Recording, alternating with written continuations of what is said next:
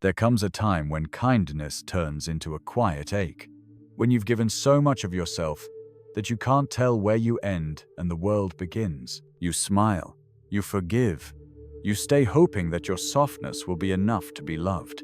But it isn't. And somewhere in the silence between your patience and their indifference, something in you begins to fracture. You start to wonder, is goodness supposed to hurt this much? People told you to be gentle, to understand, to give second chances. And you did again and again, until your heart became a revolving door for people who never intended to stay. You mistook endurance for virtue, and silence for strength. But the truth, sometimes, being too kind is how you disappear. Sometimes, goodness becomes a disguise for fear of being rejected, of being seen as hard, of losing love that never really belonged to you. This isn't about becoming cruel. It's about learning that love without boundaries is self-destruction dressed as devotion, that peace without self-respect is just surrender. Machiavelli once said, "It is better to be feared than loved, if you cannot be both." But he wasn't talking about cruelty. He was talking about power, the power that comes from knowing who you are and refusing to let anyone shrink it. This isn't a guide to manipulation. It's a journey back to clarity, to seeing people as they are, not as your heart wishes them to be. It's about building a mind so calm and strong that no one's chaos can pull you under. It's about choosing truth over illusion, strength over the comfort of pretending, and discipline over the easy warmth of denial. Because deep down, you already know. The world doesn't always reward the gentle. It respects the grounded, the brave, the ones who can look pain in the face and not flinch. You don't need to stop caring. You just need to care without losing yourself. You need a mind as sharp as your heart is kind. So tonight, let's walk into that quiet place within you, the one that's been whispering for too long. Let's learn how to build a cold and powerful mind, not one without feeling, but one that no longer breaks when others fail to see your worth. If these words find you, stay, listen, reflect, and when this speaks to you, let your heart respond with a like, a share, a quiet comment, not for me, but for the version of you that's ready to rise. You gave too much because you feared being left behind. You mistook overgiving for love, when in truth, it was survival. You thought if you were kind enough, patient enough, forgiving enough, they would finally see your worth. But people don't value what they can easily reach. They value what has boundaries. You became the safe harbor for everyone's storms. But when your own heart trembled, no one noticed the waves. You made yourself small to fit into spaces that were never meant to hold you, and you called it loyalty. You tried to be good, but goodness, when fueled by fear, becomes a form of self-betrayal. You kept believing in the best in people, even when their actions whispered the truth you didn't want to see. You told yourself, they didn't mean it, they're just hurting. I can fix this. But each time you excused them, you taught them how to treat you. You taught them that your forgiveness was infinite, that your love required no accountability. Machiavelli understood something that few people dare to say out loud. Humans are not all noble. They act from need, desire, and fear, and so do you. But the difference is, you tried to be pure in a world that rewards calculation. You thought sincerity could soften cruelty. Yet sincerity without strength is like a candle in the wind, beautiful, but fleeting. You learned this the hard way, didn't you? That some people smile while taking from you. That not everyone who praises your kindness intends to protect it. That the illusion of goodness can blind you to the quiet manipulations that wear a friendly face. You were taught that to be good is to be liked. But being liked is not the same as being respected. Being liked often means being convenient, someone's emotional cushion, someone's constant yes. There is a certain loneliness in waking up from that illusion. Because once you see people as they are, not as you wish them to be, you can't go back. You start noticing the patterns, the flattery that hides motive, the charm that conceals absence, the love that demands your silence. You stop explaining yourself, stop chasing closure, stop bleeding just to prove you still care. That's when people begin to call you cold. But coldness is not cruelty, it's clarity. It's the moment you stop lighting yourself on fire to keep others warm. It's when you stop mistaking emotional hunger for connection. It's when you choose peace over chaos, solitude over shallow company. The world will test your boundaries. It will try to guilt you into softness, again tell you you've changed, that you've become distant, unkind. But you haven't. You've just stopped apologizing for wanting respect. You've stopped offering your tenderness to those who misuse it. A cold and powerful mind isn't one that lacks compassion. It's one that knows where to place it. It's the mind that looks into someone's eyes and sees not their words, but their intentions. It listens for the silence between the sentences. It watches for how people treat you when they have nothing to gain. That's how you begin to see the world, the way it is, not through the haze of hope, but through the light of truth. You stop trying to save everyone and start saving yourself. You stop romanticizing pain and start valuing peace. And in that stillness, something beautiful happens. You begin to rebuild your strength, piece by piece. It's not an easy transformation. You'll grieve your old self, the one who believed that love alone could heal everything. You'll feel guilt for the distance you create. You'll question whether your new calmness is heartlessness. But stay with it. The truth is, you're not losing your heart. You're reclaiming it. Let that coldness be the calm of self-control, not the frost of bitterness. Let it sharpen your vision, not harden your soul. Because power doesn't mean domination. It means mastery. The ability to remain centered, unshaken, untamed by the noise of others. And when people sense that calm, they'll start treating you differently. Some will leave. Others will draw nearer. Not because they can use you, but because they respect you. That's when you'll finally understand. You never had to become ruthless to be strong. You only had to stop confusing love with self-erasure. There's a strange silence that comes after you stop chasing approval. At first, it feels like exile. You look around and realize how many of your relationships were built on your willingness to bend, to please, to overextend. You remember how many times you swallowed your truth just to keep the peace, and how that peace never truly existed. It was always conditional, always fragile, always dependent on you staying small. When you stop playing that role, people don't know what to do with you anymore. They look at you with confusion, sometimes anger, sometimes fear, because a person who no longer needs validation is unpredictable.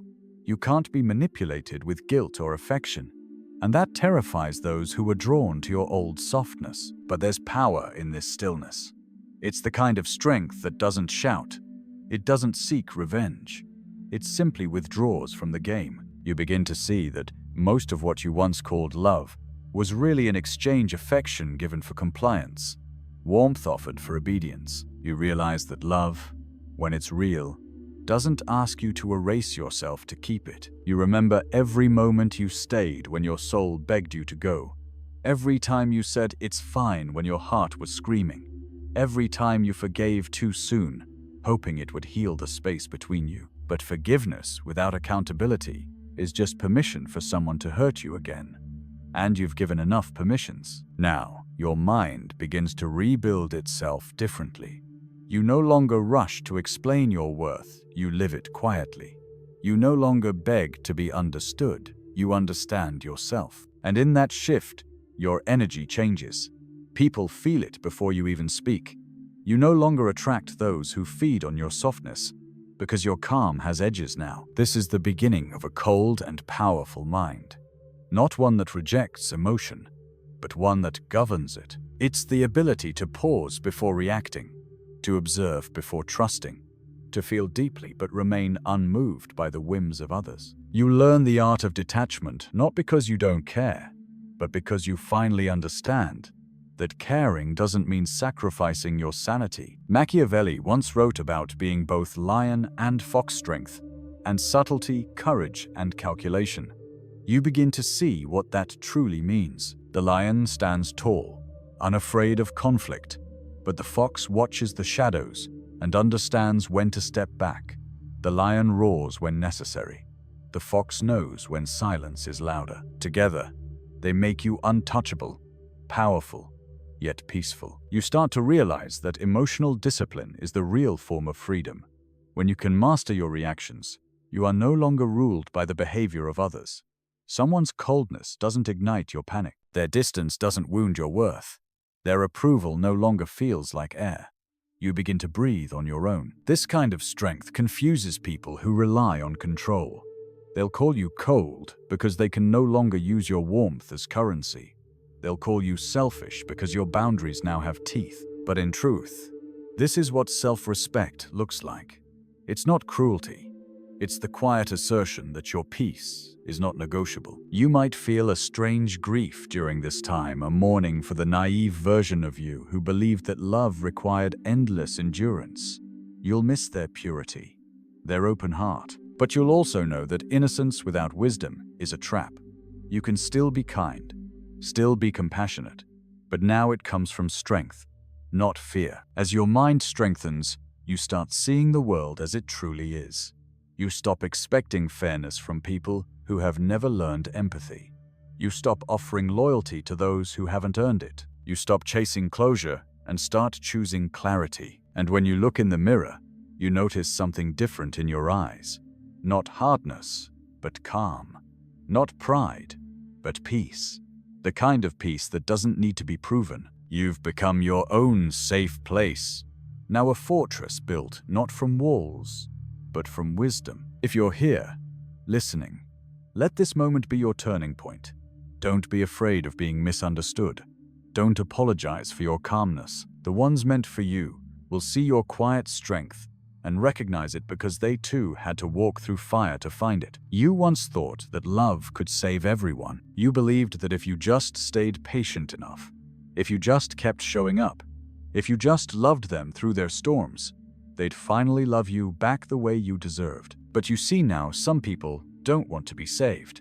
Some people feed on chaos, and when you offer them peace, they call it boredom. You can't heal someone who's addicted to their own suffering.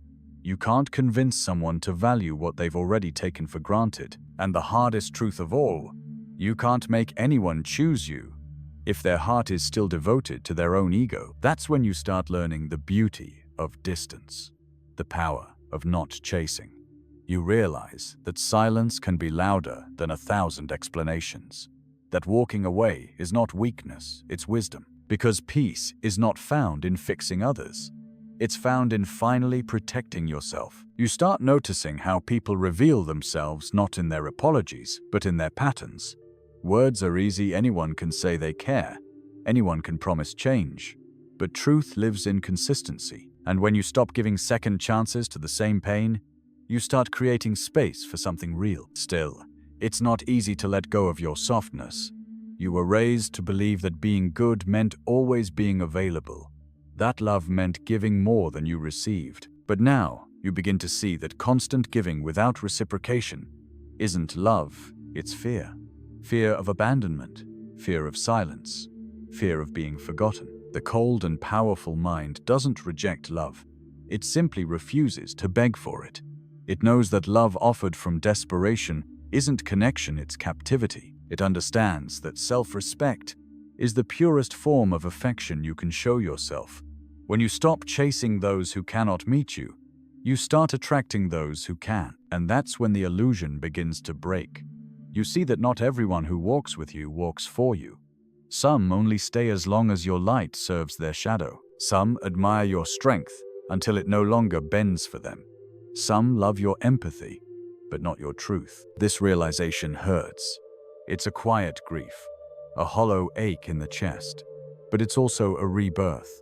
Because when you stop romanticizing potential, you begin to see reality. You stop saying, they could be different, and start whispering, I deserve better. Machiavelli once said, fortune favors the bold. And maybe he wasn't talking about war or politics.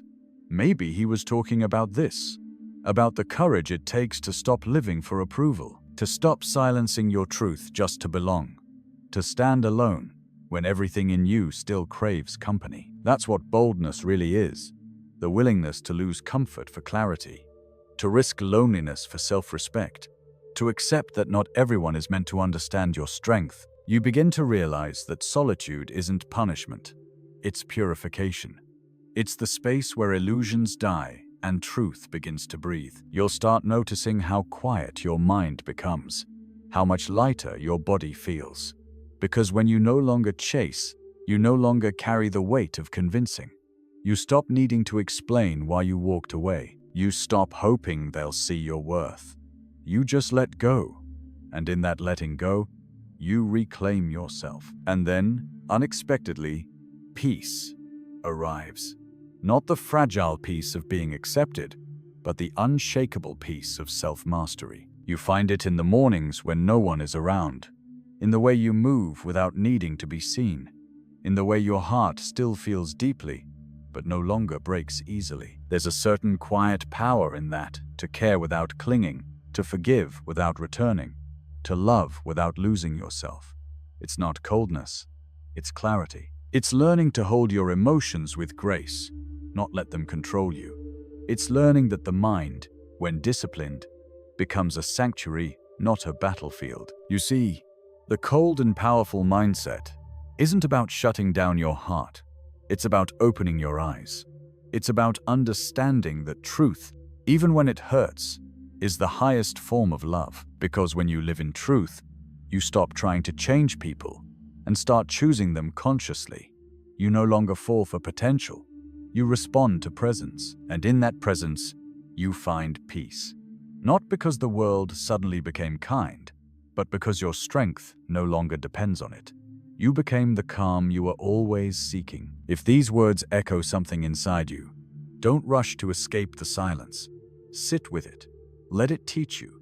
Let it cleanse the parts of you that were too kind for too long. And if it touches you, share it not as advice, but as truth someone else might need to hear tonight. There's a moment quiet, almost imperceptible, when the pain finally stops demanding to be understood.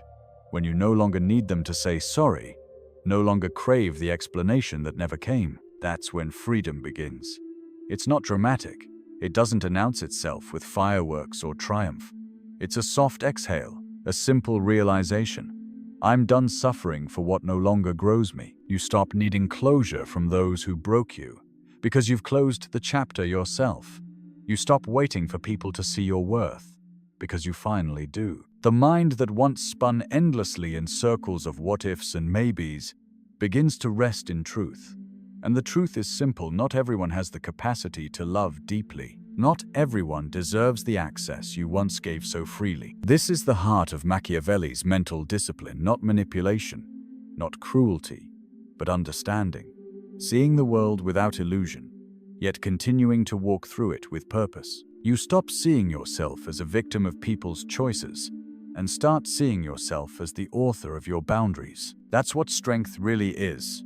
Not the absence of emotion, but the ability to stay aligned with truth, even when emotion tries to drown it. You start to look back at all the times you were silent to keep peace, and realize silence can be a wound too. You remember the countless nights you replayed conversations in your mind, trying to find the right words that could have made them stay. You remember shrinking your voice, laughing at things that hurt, tolerating what felt wrong, all because you thought love was worth losing yourself for. But now, you see it differently. Love that costs your self-respect isn't love, it's dependency wearing perfume. Real love breathes in mutual recognition. It doesn't beg, doesn't chase, doesn't disguise pain as loyalty. It grows in truth, even when truth hurts. A cold and powerful mind is not one that forgets how to feel. It simply knows what deserves its feeling. It doesn't waste energy on convincing others. It doesn't fight battles that only ego would care about. It has learned that sometimes silence is the sharpest form of power, and walking away is the loudest form of self-love. People may say you've changed, and they'll be right. But change was never betrayal. It was rebirth. You were never meant to remain the same once you saw the truth. Growth demands distance. Healing demands solitude. You can't become who you're meant to be while clinging to who you were when you were afraid. And yet, there's beauty in this transformation. Because even though your mind grows stronger, your heart doesn't grow bitter. You still care. You still hope. But your hope has become wiser. It no longer waits at closed doors. It looks forward. It understands that endings are not punishment, they are protection. You'll find yourself speaking less, but saying more. Loving less people, but more deeply. Giving less often, but more intentionally. You will no longer move from emptiness, but from fullness. You'll stop needing to prove that you're good. You'll simply be good. Quietly, confidently, without expecting anyone to notice. Machiavelli once wrote about control, not the control of others, but of oneself. That is your victory. To remain calm when provoked. To remain kind when misunderstood. To remain grounded when tested. To look chaos in the eye and smile, knowing it no longer lives inside you. This discipline is not cold, it's sacred. It's what happens when you stop being the mirror of others' emotions and become the keeper of your own peace. When you stop reacting and start responding. When you stop defending your worth and start embodying it. It takes time, of course. There will be moments when your old patterns whisper your name when you'll want to text, to explain, to go back. But you'll breathe. And remember that peace never comes from chasing noise. You'll remind yourself that the people meant for you will never need to be convinced. They will see you as you are, without pretense or performance. And that's when your coldness becomes something else entirely, not distance, but dignity. Not isolation, but inner power. It's the quiet confidence that no matter who stays or leaves, you are whole. You've stopped needing permission to exist in your truth. You no longer live for how others see you. You live for how clearly you can see yourself. If this speaks to you, let it rest in your chest tonight. Let it move through the spaces that used to ache. And if it heals you, even a little, share it with someone who's still learning to let go. You might be the reason they find their strength. So here you are, quieter, stronger, colder perhaps, but in the most sacred way. The noise that once filled your mind has turned into something still, something steady. You no longer mistake silence for loneliness or solitude for punishment. You understand now that peace was never found in being chosen by others, but in choosing yourself. You've learned that kindness without boundaries is not virtue, it's surrender. That love without self-respect is just fear pretending to be devotion. You've learned that sometimes the most loving thing you can do is to walk away, and that the calm you once sought in others could only ever come from your own clarity. People will continue to talk about you. Some will call you cold because they can no longer manipulate your warmth. Some will say you've changed because you no longer play small. But those who truly see you, the ones who value truth over comfort, they'll understand. They'll see that your strength was born not from bitterness, but from awakening. Machiavelli said that fortune favors the bold. And now you know what that means. It means having the courage to face yourself, to stop hiding behind the illusion of goodness, to look at the truth of who people are and who you are without flinching. Because truth, even when it hurts, is the highest form of love. It doesn't flatter, it frees. So take this with you. Your calmness is not emptiness. Your detachment is not a wound. It is mastery, the quiet art of being both lion and fox. Fierce when necessary, wise always, gentle when it's safe. You've earned this balance. You've fought for it in silence. And now, as you move forward, you'll find that life begins to meet you at your new vibration. You'll draw to you the kind of peace you once begged for, and the kind of love that doesn't ask you to forget who you are. If these words have touched something in you, if they made you feel seen, understood, or a little less alone, then stay with me. Subscribe, not out of obligation, but as an act of connection. Like, share, or leave a thought below, not for numbers, but for the souls who need to hear what you just did, because strength shared becomes light. And maybe, somewhere out there, someone's waiting in the dark for this truth just like you once were.